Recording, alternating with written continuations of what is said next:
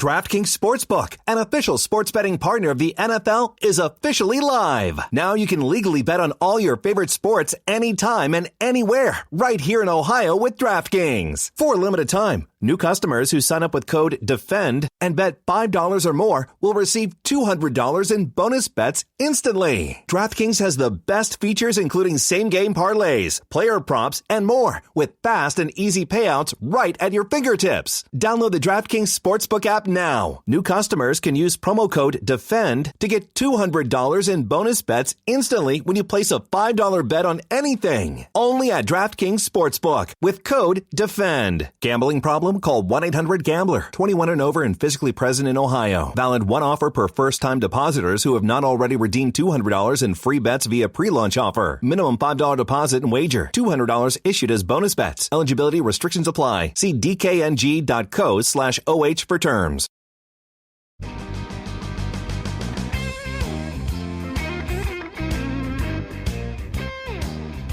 Thanks for joining us for another Blunt Business on CannabisRadio.com. My next guest runs a portfolio of companies providing technology, hardware, cultivation, and production. They service brands and cannabis retailers in regulated markets across 37 states. I'm sure 38. As eventually once the next state, a couple other states go online in the U.S. as well as Canada, Israel, South America, and the European Union. I'm joined by the CEO of Tilt Holdings, Gary Santo, here on Blunt Business. Thanks for being on, Gary. Thanks for having me. My pleasure. So your company recently entered into an exclusive manufacturer, supply, and distribution agreement with Curaleaf International Limited. Definitely know them down here in Florida, to bring the Jupiter manufactured Liquid Q vaporizer to new territories abroad for use as a medical device with extracts developed by Curaleaf International. So talk to me about what's headed with this alliance here. Yeah, Curaleaf is one of our longstanding Jupiter customers. I think they've been with us for quite a long time. In fact, their Select Pen is really Jupiter hardware, which has got the C-cell atomizer in there. So it was sort of natural when they started talking about their European efforts and seeing the work we were doing with other folks out there, such as Cannabis, where we received medical certification for some of our other proprietary devices. We have another called the L9, and that's the one that we have medical certification for in Israel, and we're working with Cannabis actually in the EU for the same device. So when they started talking about wanting a potential medical device themselves, the Liquid Q was the natural fit. So it's just extending what's already a pretty deep-seated relationship over the years. And really for us, it's a cost-effective way to start to open up the international market. We know the medical is going to be the first step, and having the kind of devices we have that have gone through that medical certification process. And really, it's a lot of work on the part of our team and our R&D lab to get that certification. It's really us who bears a lot of that, the brunt and the cost. But we're happy to do it because it just opens up another layer for the depth of the relationships we can have. Yeah, from what I've seen of the product, it's very sleek, a lot of different color scheme, and it's nice looking, very nice. Now, also want to go ahead and talk to you about the fact that at the Cannabis Capital Conference last year, your company won Best Cannabis Partnership, and the industry accolade spotlights your partnership with the Shinnecock Nation to develop cannabis operations on a sovereign land. And we mentioned of that now, within the story we're here, it says, quote, Tilt is a partner-centric country at its core. In early 2019, we pivoted our strategy to essentially build our business around true partnerships, starting with cannabis brand deals to bring popular brands to our market. That's the deal with Curaleaf as one example. And as the industry turned its focus to brand partnerships, we were already finding immediate successes and went even deeper when thinking about how to enter new markets, which brought us to the Shinnecock Nation. Talk to me about this venture. I haven't had a chance to talk to you about this, but share with us what happened here. Sure. So we were looking for ways to get into the New York space. Obviously, it's a very tough nut to crack. There's the 10 operators there, and they built a pretty good moat for themselves. And then trying to see, and remember, this was the early days, say early 2020 or so, mid 2020, trying to look for ways to get in when it wasn't even clear how adult use was going to hit the map and how they were going to handle that.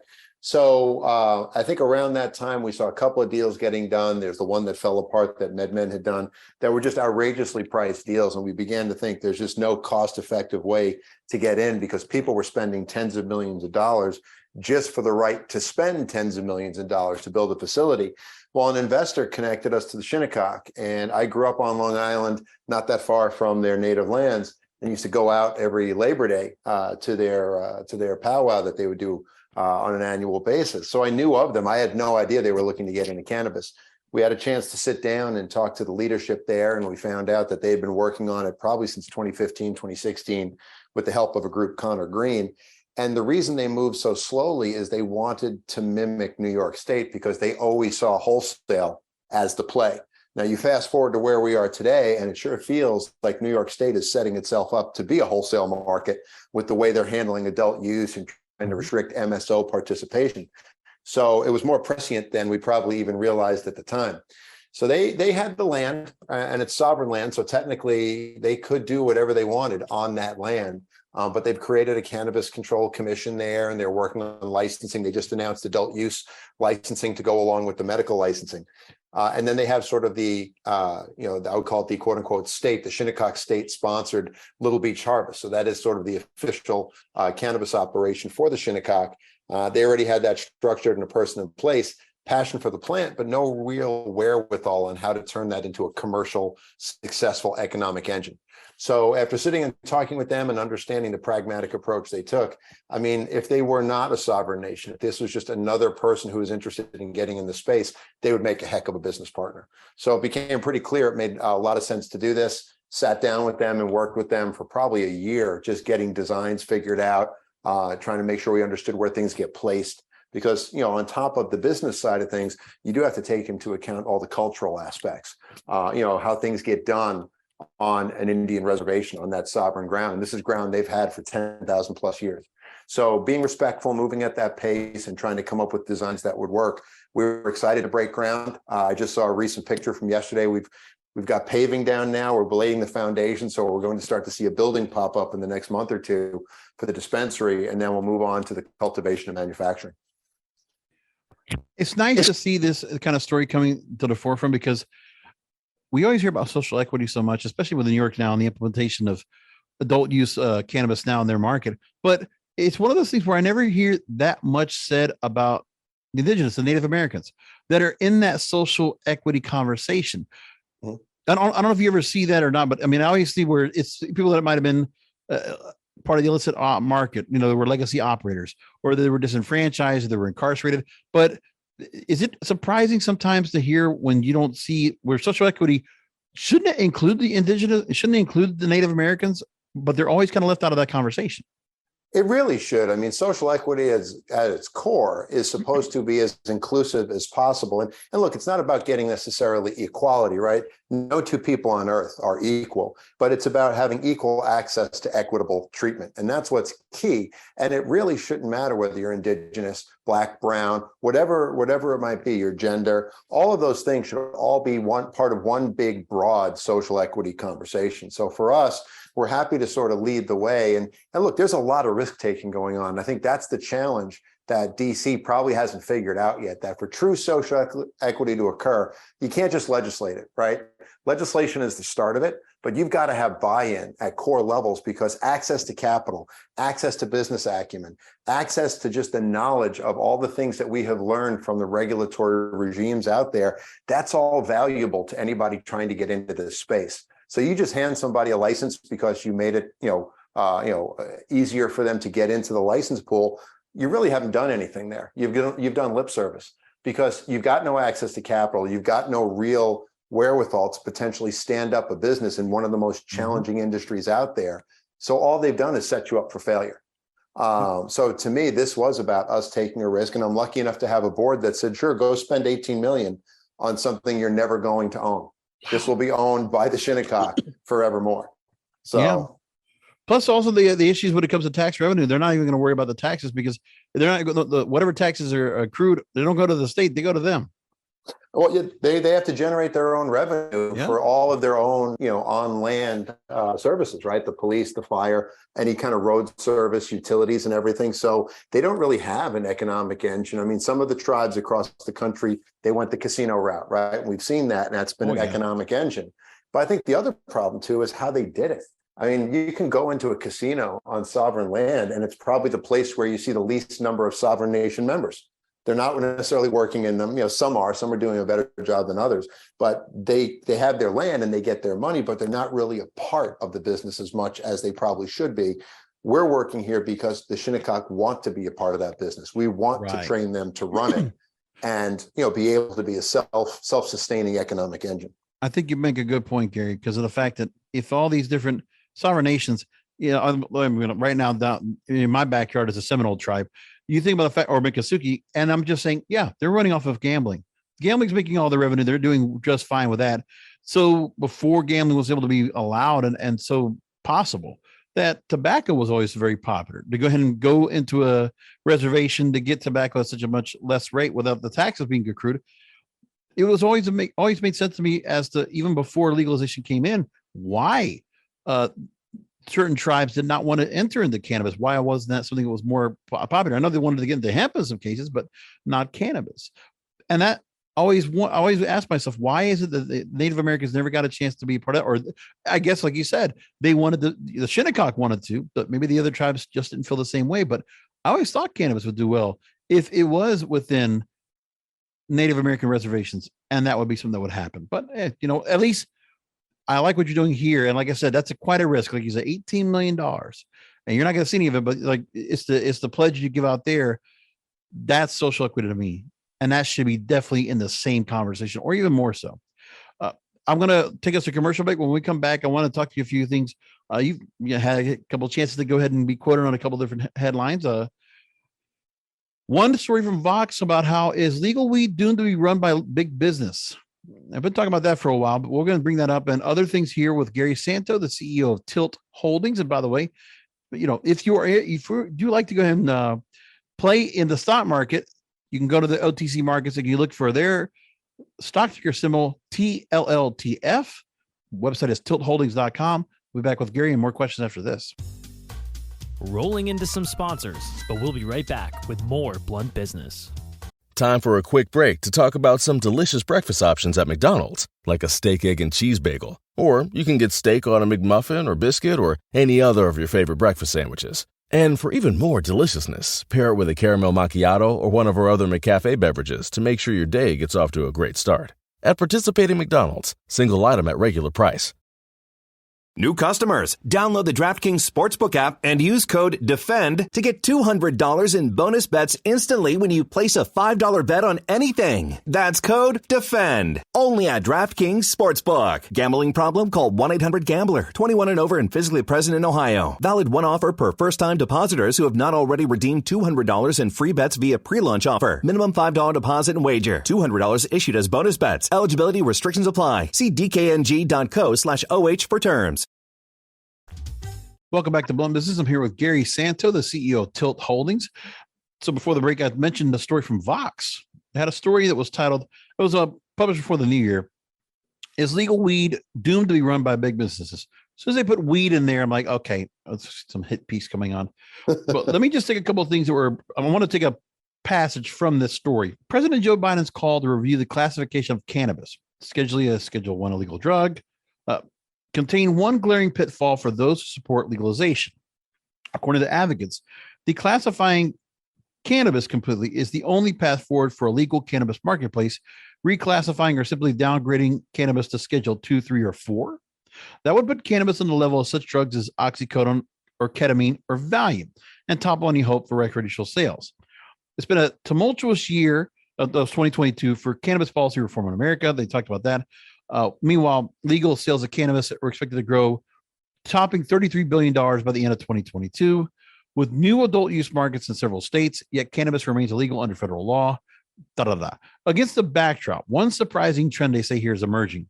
Push and pull among pro-cannabis advocates who say that legalization may not be the right move after all, or at least not the way it's shaping up. Their concern, who will actually benefit from a federally regulated industry? So what do you think of this potential scenario, Gary? Yeah, I think it does raise a lot of questions. Who ultimately will regulate it at the end of the day, right? So depending on where it lands, so you think about those higher schedules you talk about, Schedule II or even IV, there's a good possibility the cannabis manufacturers would have to go through FDA processes. Now, I came out of life sciences. That was my last stop before coming here. And, I understand the processes. It's expensive. I'm not sure how many operators are set up to truly manufacture at FDA levels. And then, of course, comes the question for FDA approval. You're talking clinical trials, things that this industry has never really focused on or really had the ability to do because the lack of interstate commerce has prohibited proper clinical trials to occur, right? I think there was a point in time when they were trying to do clinical trials with, I think it was out of Mississippi, is where they were getting all of the flower from, and it wasn't the highest quality flower. So you were sort of gaming your own system to show that, hey, this isn't testing as we thought.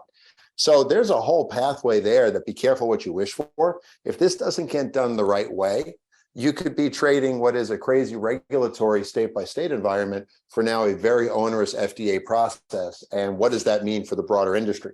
So I think that's one piece that, those people who are building out operations and look, do I think that necessarily favors big business over smaller? Not necessarily. I mean, look at the alcohol business. The craft brewers are doing perfectly fine. It took them a while to get going. But the smaller shops actually have some ability to be nimble. They know the regs they have to meet. So, to me, like everything else, we figured out as an industry how to get through the regs we were handed. We will figure out as an industry how to adapt to the regs as they're given in the future. But, I think it would be nice to have everybody playing on the same team, pulling in the same direction. I think the lobbying is being fragmented. I think, everybody's not sure what they're asking for half the time. And I think the way the words get thrown around, whether it's safe banking or descheduling, everyone just assumes their own version of what that reality looks like. All I know, Gary, is I've been hampering about this since 2016. I always said, well, cannabis is going to be corporatized quickly. And all the influx of Fortune 500 executives, God bless them for coming in. They've professionalized this industry in a very short amount of time. And the MSO expansion we've seen over the last couple of years has been rampant. But they're all expecting that legalization comes in. And I already said at one of the end of year episodes of Blunt Business, I specifically predicted we're not going to see that passage of federal legalization probably for another 3 to 5 years. I'm pushing back the possibility that's going to happen. A bill getting to any president's desk, I don't see it. Not right now. So for me, I look at that and also see that with this, and also, free enterprise is free enterprise still for this industry at the end of the day. But it's like you said yourself, there are craft cannabis companies out there. They've found their way. Every state that comes online with their own cannabis program, they're all saying, well, social equity has to be a part of it. The licensees, you have to have these particular licensees. They're going to get this. And people can find, there's companies are going to find loopholes around that. Plus, you talk about the lobbying part. Hey, tobacco and alcohol. And we know farmers now involved in the lobbying in support of cannabis. We get what's going on here. There's a control aspect where if cannabis alone is not lobbying enough money, but all these other entities are doing the same, we see what's going to happen. They're going to come in and make their part to get their cut of what's happening here. There's no doubt about that. What do you think? Yeah, I think from my perspective, and look, I know that the commercialization, the commoditization, people always talk about that, and they felt the grow would get commoditized first. I've always felt that after the grow comes the retail, because here in Massachusetts, I think we have something like 275 retail dispensaries. I think we only have 400 CVSs throughout the state. So do you really need that many cannabis shops if it becomes legalized? No. The question I have, though, is if a lot is punted to the states could start to put up their own barricades because they like the jobs, they like the taxes. They don't want to see those jobs leave for the Midwest on the grow or something like that. So, you could have someone like New York State say, hey, if you want to sell here, you're going to have to grow here and you're going to have to manufacture here. So what did you really gain?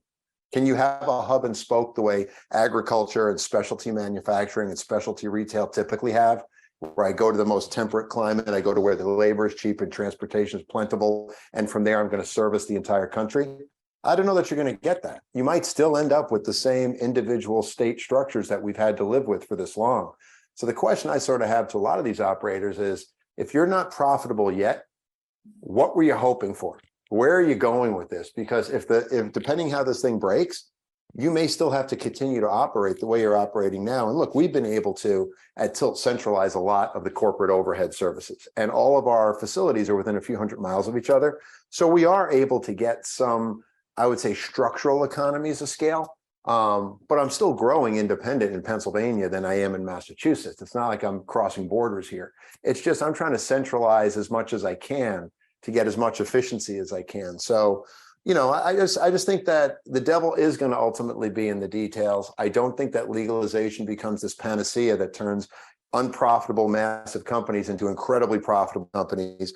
And you're right. If there are others there who are leading the lobbying way, they're doing it with some kind of asterisk next to their request to make sure that they get their piece of the pie. They're all going to jump in. It's not even. I can't even. It's like I can't be one of those people that like watch politics and just complains. No, I just don't care. It's just like it's going to happen anyway. It's just you have to find your route in here and just realize that this industry has such great potential. And look at how much has gone so far in the last decade plus. And so everybody's going to keep jumping in. And it still comes down to the fact that if there are certain companies that will not put money in to continue to go ahead and make sure that I'm not worried about the heritage folks. I mean, they're great, but like I also know that trying to keep some kind of, legacy of cannabis and the pioneers that brought it to the forefront, that's going to go away because cannabis is going to be just part. It's like anything else. Everybody wants to go and see whatever particular edibles, beverages, consumables that are going to be on the store shelves, just the same as alcohol. And then being able to go and see, like you said, where dispensaries might not even be the only place you find it. Maybe you'll find some of the cannabis products that soon enough at a CVS near you. You never know.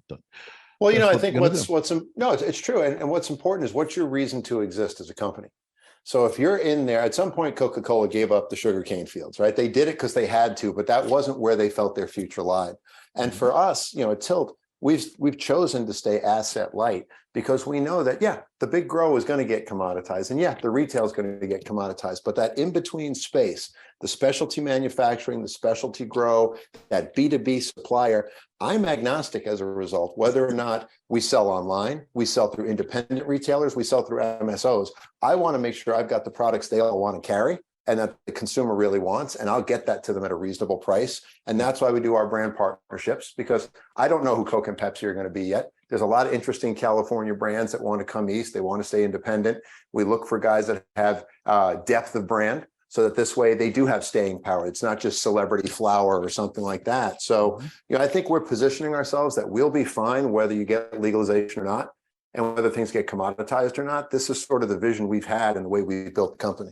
You spoke with Financial Regulation News, and there was a quote. First of all, in this article, they mentioned this. So cannabis is now legal in 39 states, supported by 92% of the public. They didn't say where the stat came from, but either which way, quote, the House seems to understand this, but the Senate continues to struggle. Failure to act by Congress ignores the will of the people and validity of the industry and places unnecessary risks on legal businesses. This must be a priority for the upcoming session and no longer minimized or kicked down the road. And as I mentioned before, we just had, as we're recording this in the second week of January, we just saw the fight for the Speaker of the House being nominated and then finally being voted after 15 times in a very historic manner. And I say to myself, Safe Banking Act might find its way to a vote, but not legalization. At the moment, we talked about it just before, but I've been asking others. I mean, to me, I know what the ramp is for federal legalization, full-blown coast to coast. But Safe Banking Act, there have been many attempts to try to either embed it into the National Defense Authorization Act, the Omnibus Spending Bill. It's not as if they're not trying to put this in. They obviously want to get that bill. They already have it bipartisan. It's ready to go. It just has to get put into a vote. Let's get it in there. I don't know why they don't want to go and put it into standalone, but obviously, yes, they're going to have an issue where the media is going to just run with it because it's their onus they have. I don't know why, but safe banking. Do you see that as something that could be passed this year? To me, that's the easy one, right? That's the least controversial. It's when they keep layering all the other attributes and try to make this the one bill that's going to solve 100 years of prohibition and bad behavior with one brushstroke. Right. And you really can't. I mean, look, and Cory Booker was the one who's laying himself down. I won't even touch safe banking if there's no, A, B, C, D, E. And I thought it was kind of funny that McConnell came out and said, we think it makes sense for bills to actually only contain things that are pertinent to that bill. So let's stop putting other things in bills that don't belong, like putting in safe banking in the National Defense Act. So suddenly 200 and some odd years of pork barrel politics is going to come to an end because Mitch McConnell got religion. It's kind of ridiculous from that perspective, but I don't disagree. Let's stand us on two legs.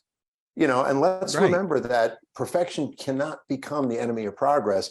We can do incremental changes. What they should be looking for is, look, we know the public vote is out there for cannabis. We know that the states are overwhelmingly putting things in place. We know that the lack of access to banking is actually hurting the people they're claiming to defend, right? It's not the big companies. In fact, after safe banking got shot down again, yet another big MSO came out and talked about how they got access to capital at great rates. This has happened now 2 or 3 times in a row.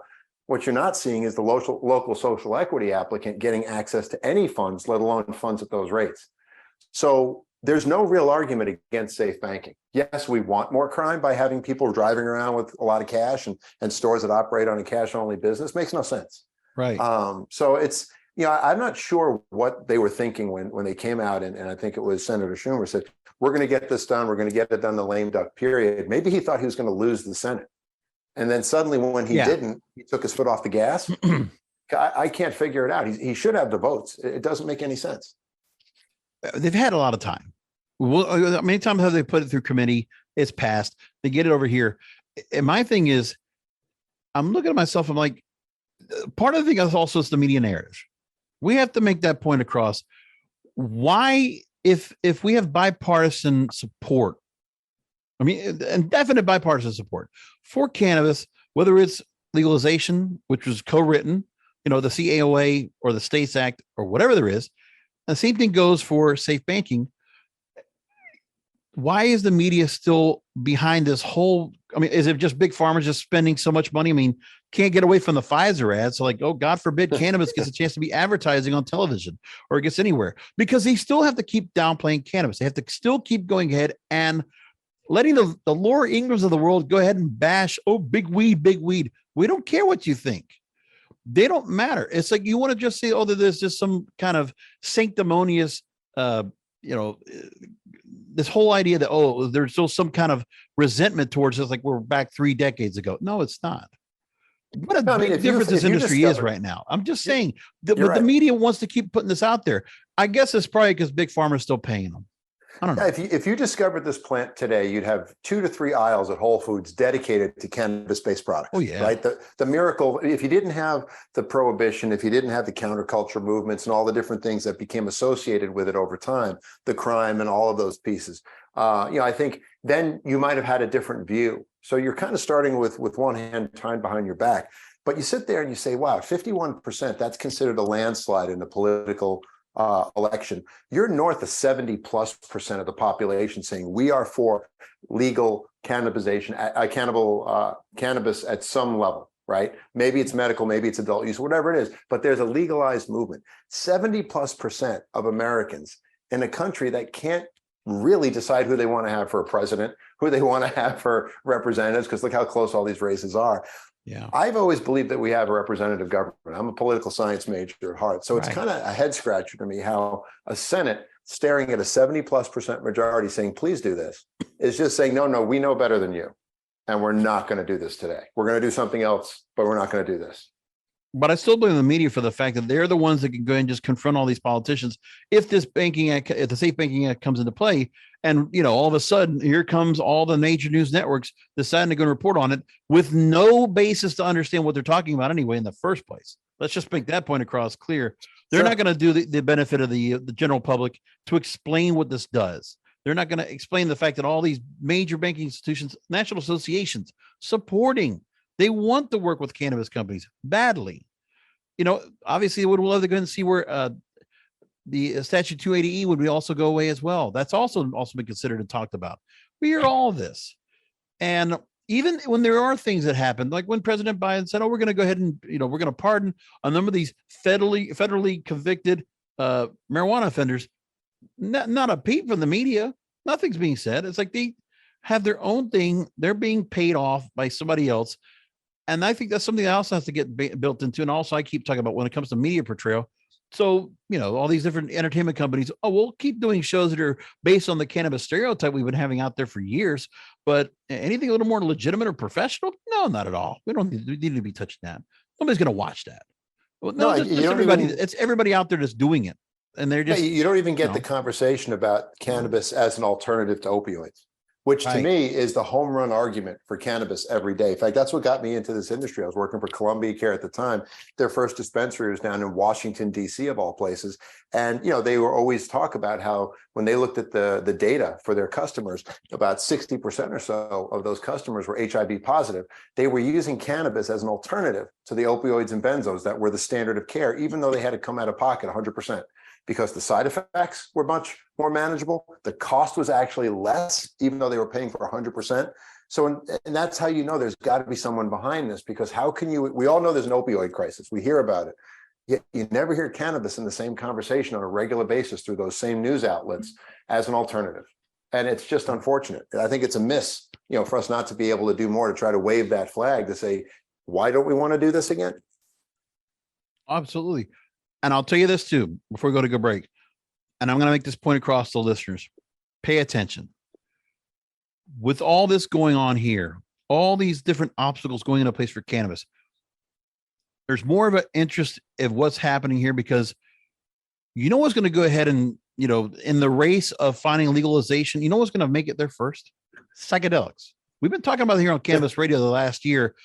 We're going to see, because they all have to do is worry about the fact that they have to go through FDA approval, and they're working their way through. So like, if you're talking about opioids, cannabis could have been already that answer, but for whatever reason, the lobbying dollars weren't there. The support wasn't there to get to DC or the media and have right media representation out there to downplay and to bash these stupid, people behind the desks asking, stupid questions anyway, to change the narrative. Because what's going to happen is, I just saw the other day live with Kelly and Ryan. This is a nationally syndicated program. They talked about psychedelics for about 15 minutes. I'm like, what? It's about ketamine. They're not doing this with cannabis. So if we want to make sure that the industry is going to have its spot and not be stuck in this quagmire that's going on right now, where DC is trying to do some things, but they're not necessarily, they're caught up with either the media narrative being a struggle or whatever. They just can't get the consensus to finally put something up to a vote of anything to support cannabis. Meanwhile, psychedelics doesn't have to worry about this. They can have a clean lane in, and psychedelics can be something that people will realize will be a factor in terms of where it's in a psychoactive. That right there is going to take some precedent. It's going to take some of the headlines off of cannabis and psychedelics. For whatever reason, the news is going to be able to be a little more impressionable to it. They're going to actually be maybe a little bit more friendly to talking about it. That's not good for cannabis. People need to pay attention to that and be aware of what's going on, because that's something that might happen this year. Pay attention and make that point, because psychedelic drugs are coming and they're getting closer to FDA approval. There's a lot of reports being said. We already know that the Johns Hopkins of the world, the Stanfords, there's, a lot various researchers in London and Israel that are doing the work on here at the same time. The same things that are supposed to be treatment solutions that cannabis provides. Do we want to lose that spot? That's what the cannabis industry needs to pay attention to. Very important this year. I wanted to make that point. If you want to make a comment on here, Gary, please feel free. I just wanted to, I thought that was important to give to the audience. No, I think it's a fair point, because the use cases are dramatically different. It is true that there's some crossover, but when you think about the use of psychedelics and psychoactive agents, you can see that for things like PTSD, it makes sense under very, very controlled conditions. I don't know that self-medicating through psychedelics is something that's going to, be capable. Maybe it will, I don't know. But, I think you're right, though. Cannabis really has not done a good enough job talking through the different use cases, because the early days, it was about price and potency. And the demographic was the late 20s, early 30s male with the flat brim baseball cap, very episodic, right. Really looking to go out. They're not really going down that other path, which I think when you look at the whole, the eastern part of the country, they actually have looked at cannabis from that way. They're looking at it from controlling anxiety or joint pain. So we do need to get on level ground and talk about the uses for cannabis. And it's okay to have medicinal uses for cannabis. You're not selling out when you say that, oh, I use it for joint pain. You can still go and do other things, but I think we need to stop walking away from the medical side and start to come back to it a little bit. Correct. Well said. Here with Gary Santo, CEO of Tilt Holdings. Website is tiltholdings.com. On the OTC markets, if you're looking at the stock ticker symbol, it is TLLTF. We talked earlier about the work, your partnership with the Shinnecock Nation of Long Island, but there's more to the social equity story that you have there at Tilt Holdings. I want to talk about that after a short break. Rolling into some sponsors, but we'll be right back with more Blunt Business. We're back with final questions with Gary Santo, CEO of Tilt Holdings here in Blunt Business. And Gary, really appreciate you. Let me go through with the various issues right there when it comes to legalization, when it comes to the obstacles that continue to be a hampering with the industry right now. But nevertheless, one of the things that's always talked about with the industry has been pretty good at, I'll give credit where credit's due, especially with a company like Tilt Holdings, is your work of putting social equity, Black-owned and women-owned brands at the center in unique ways. We talked about the Shinnecock Nation. And one thing to add to it is the fact that you have an Indigenous woman of color, Shanae Bullock, who is now leading the Little Beach Harvest Cannabis business, the new dispensary opening that you just spoke about earlier. Mm-hmm. You're also jettisoning new companies' tech brands and a new brand partner business model, prioritizing licensing distribution partnerships with BIPOC and women-led brands. We talk about Heisman, Ricky Williams, Black Buddha with Roz McCarthy, Her Highness with Laura Eisman and Alison Conrad. You're completely rebooting grow operations in Massachusetts and Pennsylvania with an increase in flower quality and allowing new flower first partners like Old Pal. We've talked about them on grassroots marketing. And previously all male leadership now with key female hires in critical roles of marketing, investor relations, and corporate development. So I obviously I made the commendation that I commended you for the fact that Indigenous and Native Americans are in the conversation of social equity. But I mean, talk to me about the fact that you're able to put that full spectrum of social equity into play. Yeah, I think from our perspective, it's about being intentional, right? I mean, how many companies out there talk about social equity and talk about working to help expunge cannabis records, but then don't hire anybody who had a nonviolent cannabis offense? So as we sat down as a leadership team, we wanted to cast as wide a net as possible because we didn't want to find ourselves limited to the typical stereotypes of what social equity may or may not be. And we certainly talked about Indigenous peoples versus, Black, brown, and others. And I think that's really how we've tried to build this company. I think we look first at talent, but then at the same time, I'm looking to make sure we're as diverse as possible. So I love the fact that we lean in heavily to making sure we have women, in our leadership teams, making sure that we have people of color in our leadership teams in meaningful positions, not just, I hired somebody of color to be the head of DEI. That's not good enough. We've got to go, we can be better than that. And as we look across the brand partners we work with, you heard me say earlier about depth of brand architecture. You look at some of the social equity applicants out there, and they're just a natural born depth of product architecture. There's a story there. There's a brand authenticity there that you're not going to find in celebrity cannabis. So for us, it's just basically being who we are is causing us to lean into these relationships. I can't say we set out to do this at the outset and said, hey, let's be this sort of beacon, let's really embrace this. It's just happened that way. And as we've seen the path develop in front of us, it really tells us that this is the kind of an industry, one of the few industries where I do think social equity can take hold. I do think we can see a lot more, equitable treatment across the board at various levels. It doesn't have to be everybody is running a company. It could be wherever you want to be inside the industry. There's so many places to plug into. At MJ Biz just recently, when I walked that floor, it's amazing how many ancillary businesses there are now touching cannabis beyond just the people who grow. So it's exciting for us. I'm proud every time I look down our roster, every time we do our town hall meetings, every time we sign a new brand. I think the latest brand we signed, Coda out of Colorado, another female-owned, female-run brand. Yeah. So that's fun and exciting to us. Fantastic. A lot of great work, Gary. Really appreciate you taking time out to go and let us know all about that and answer some real tough questions on mine. I really appreciate you talking to us. Again, tiltholdings.com, TILT holdings.com.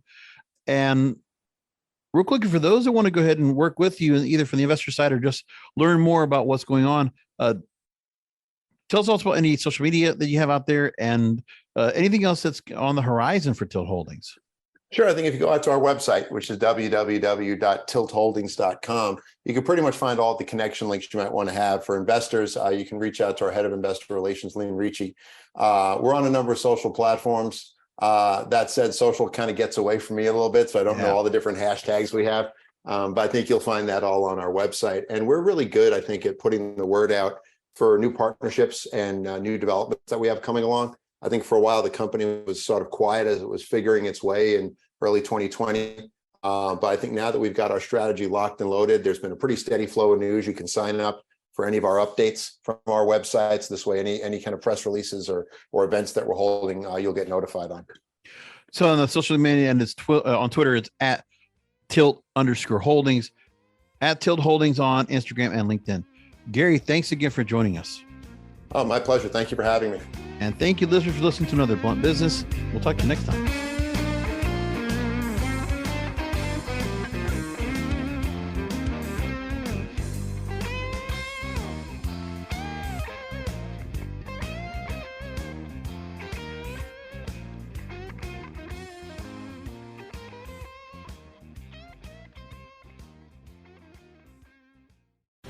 The opinions expressed on this CannabisRadio.com program are those of the guests and hosts and do not necessarily reflect those of the staff and management of CannabisRadio.com. Any rebroadcast, republication, or retransmission of this program without proper consent is prohibited.